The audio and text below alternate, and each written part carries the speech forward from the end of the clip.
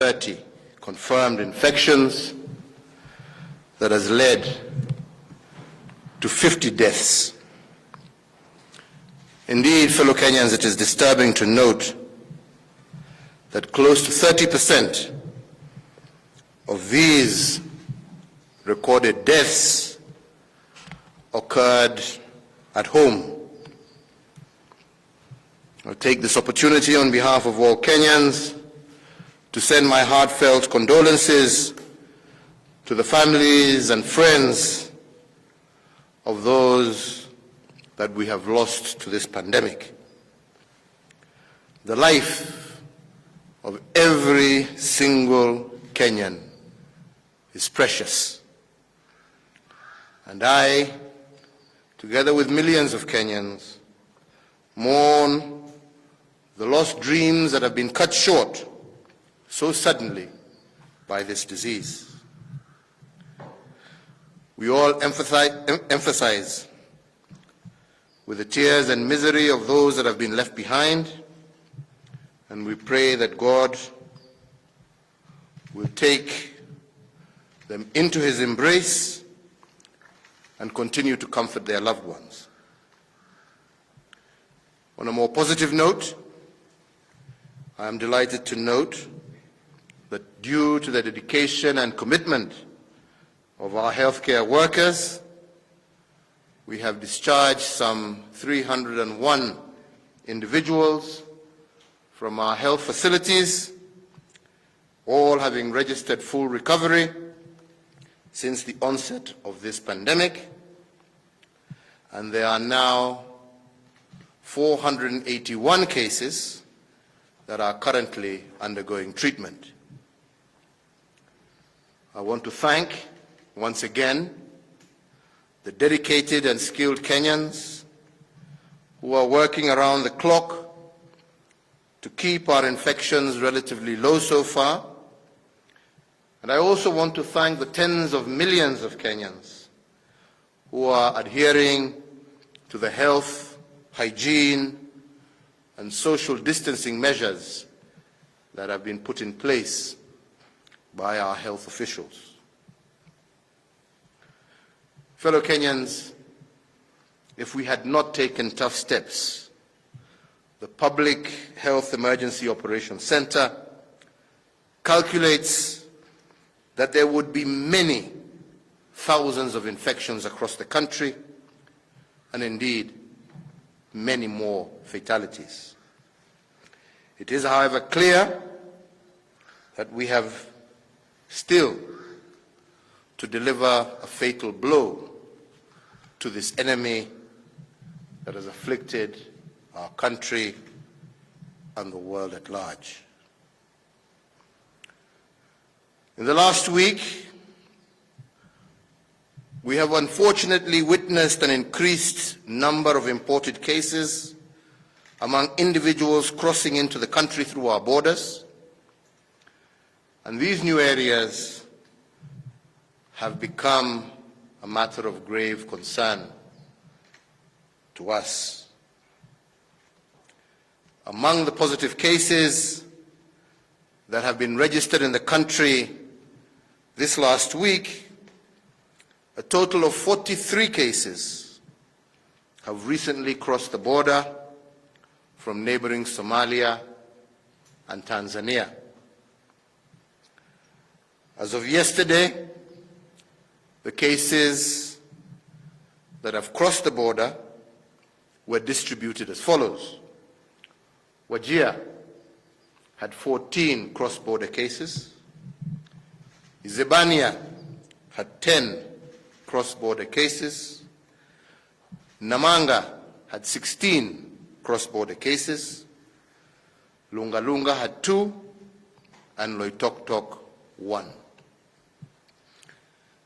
These 43 cases represent almost a quarter of the 166 confirmed infections during this last week. Further to this, 78 truck drivers who are foreign nationals tested positive for COVID-19, they were denied entry into our territory at different border crossings. If we had not undertaken that intervention, the imported cases through our borders would today have accounted for more than 50% of this week's infections. Within our borders, infections have now spread to 22 of our 47 counties. These numbers and the spread of infection clearly indicate that if no action is taken, all the gains already achieved in combating this pandemic will undoubtedly be lost. I want to be very plain today, and I want every single Kenyan to understand what is our immediate future. We have a brutal and unforgiving enemy in our midst. This enemy is trying to gain entry using every door, every window, every crack. He's asking every single Kenyan to sneak him in so that he can attack all of us. He multiplies his forces rapidly, with one infected person able to infect dozens of others if insufficient measures are not put in place. Of all of us, if we do not heed to the dangers and behave accordingly, a lot shall be lost, as we have seen in other parts of the world.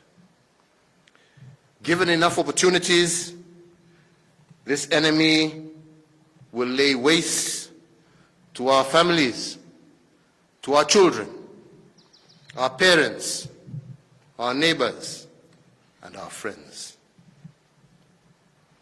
He will find the least aware amongst us and use them to carry his fateful disease to our most vulnerable.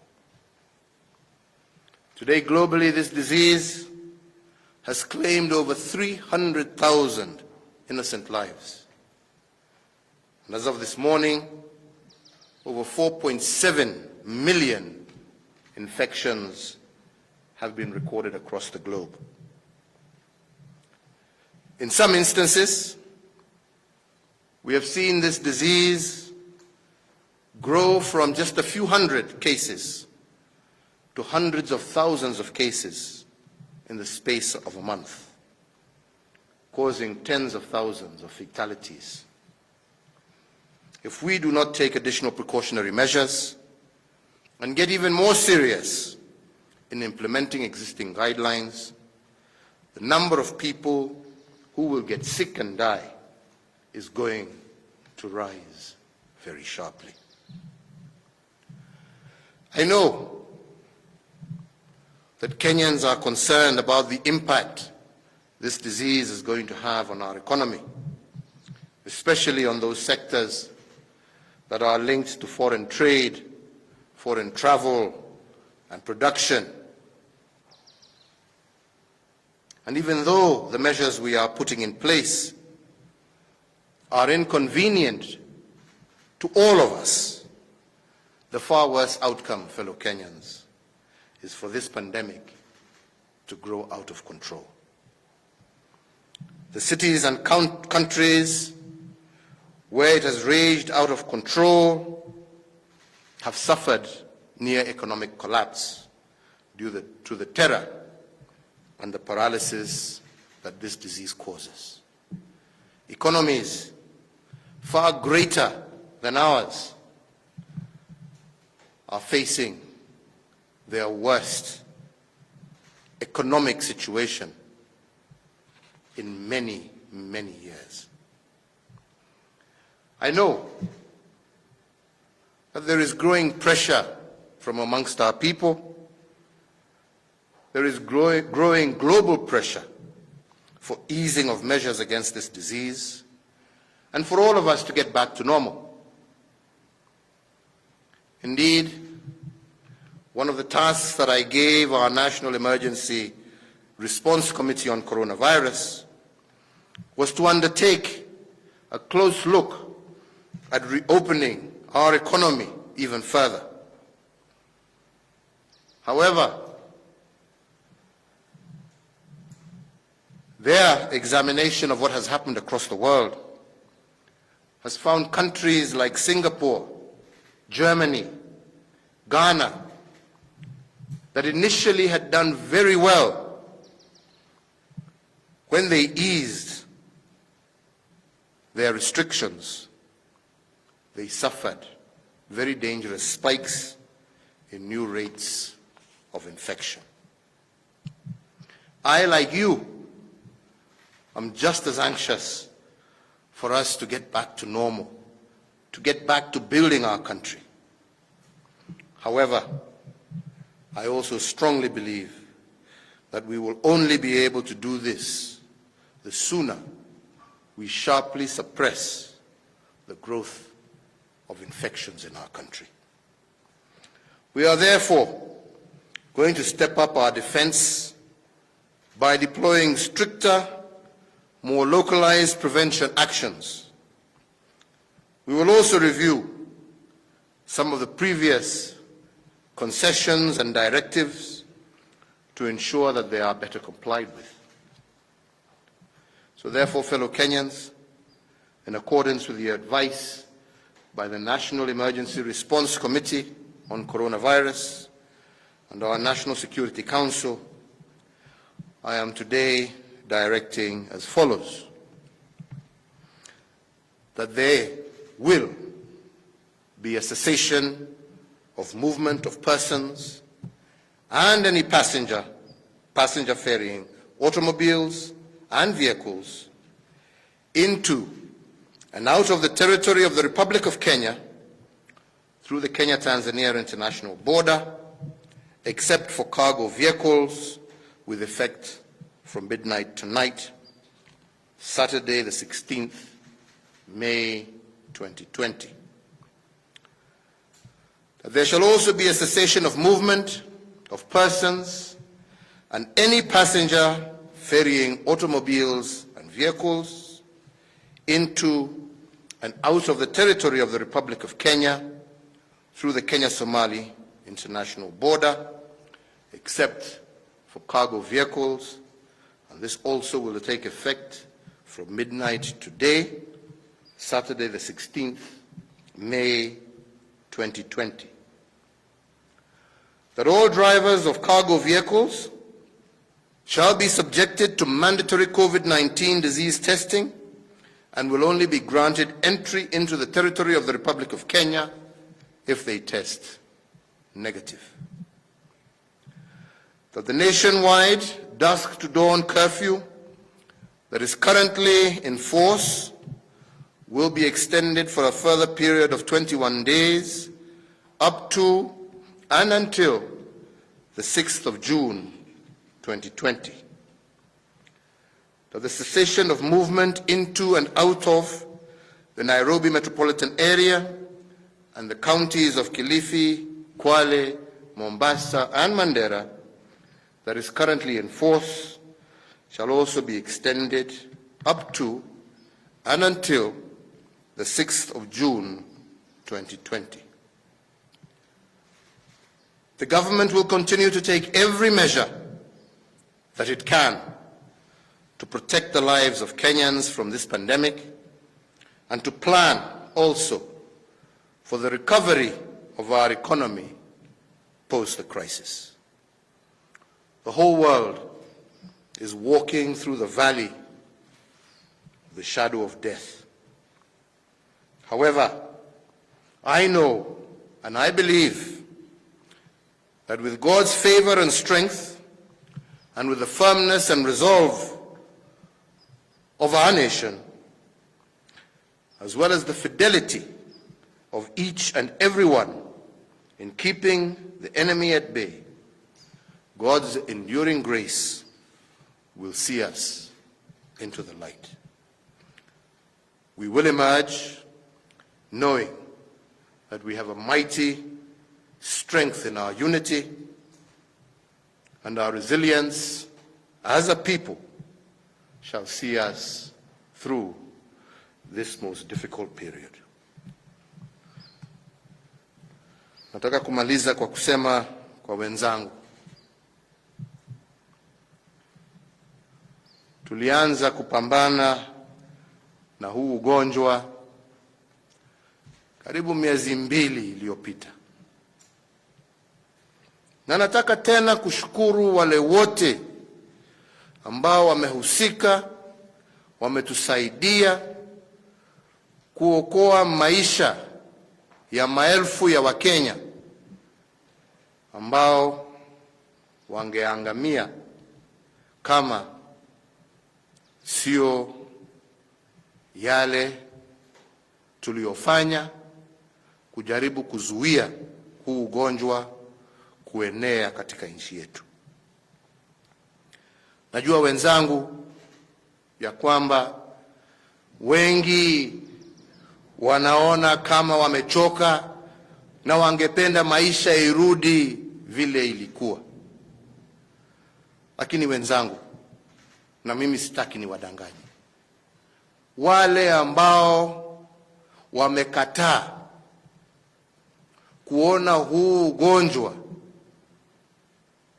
kama ni kitu cha kweli, nataka tu muangalie makaburi ambayo imechimbwa dunia mzima kuzika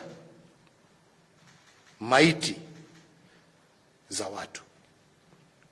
Jukumu la kwanza la serikali ni kuhakikisha ya kwamba tumelinda maisha na mali ya wananchi. Kwangu mimi, ningekuwa nimewaangusha Wakenya nisipowaambia wenzangu ukweli vile ulivyo.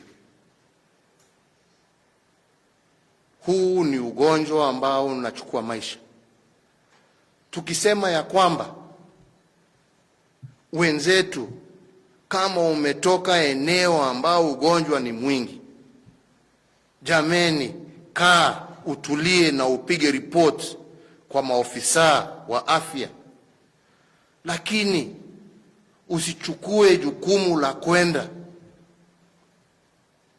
kupeleka huu ugonjwa kwa wenzako, jamii, familia, baba, babu, mama, nyumbani, mtu ambaye hana hatia yeyote isipokuwa kukupenda na kukaribishe kwake, na wewe umwachie ugonjwa na uweke maisha yake hatarini. Nataka niwaeleze kuhusu kijana moja, kwa sababu yeye alikuwa amejiona yeye ameshinda askari, ameponyoka, amepita roadblocks. Ametoka kutoka Mombasa, ameenda mpaka Gathiani, Machakos, na anajipigia makofi ya vile amefaulu kufika Gathiani, pahali ambapo huo ugonjwa hukuwa umesikika.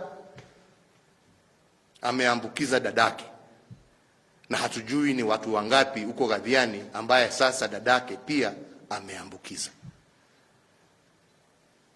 Kujipenda kulipo kupenda wale ambao wanakupenda.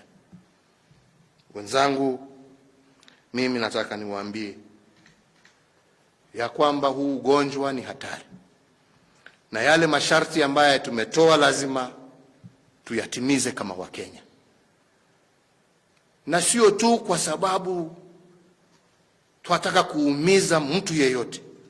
La, sisi wote tungependa turudi makanisani, turudi kwa shughuli zile tulikuwa tunafanya kwa kifamilia na kwingine, lakini huu ni muda, kama kweli wapenda jamii yako, wapenda mamako, wapenda babako, wapenda dada yako, ndugu yako, watoto wako, njia ya kuwaonesha unawapenda ni kukaa mbali na wao.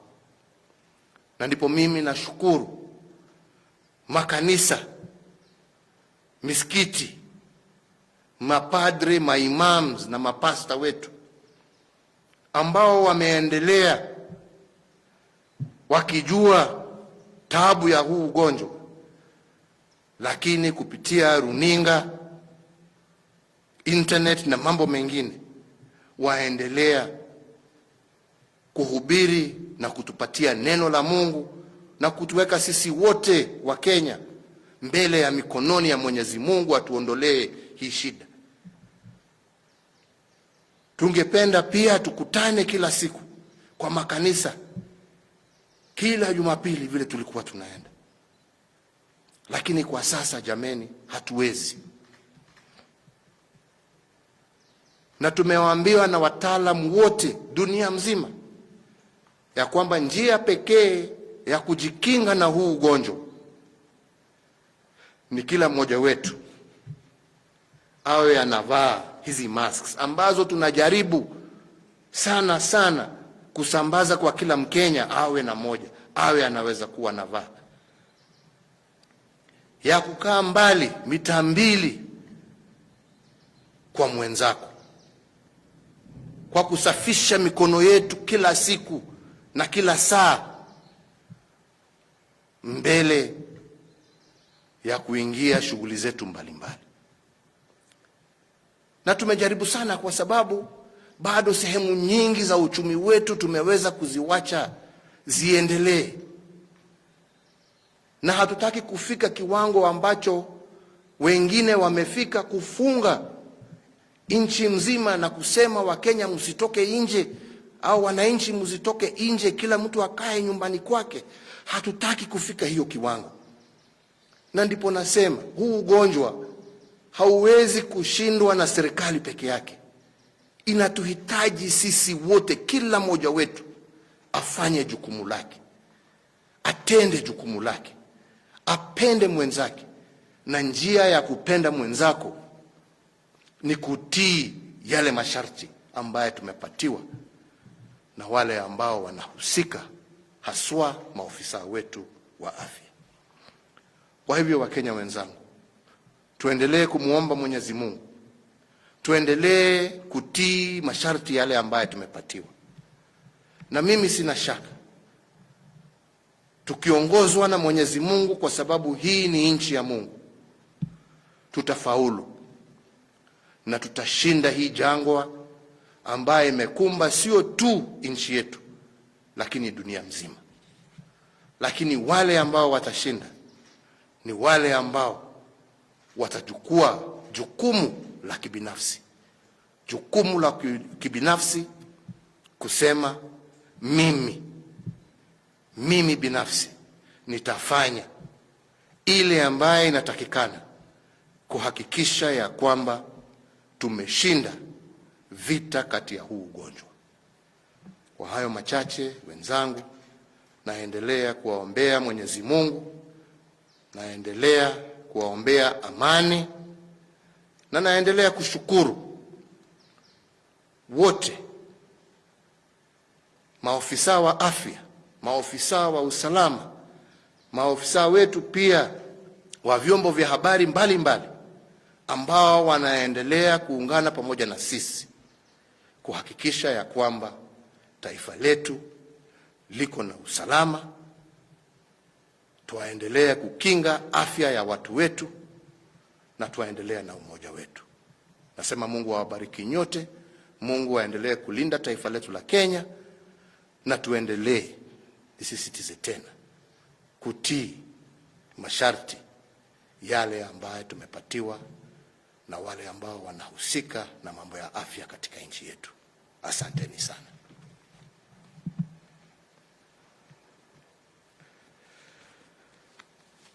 Okay.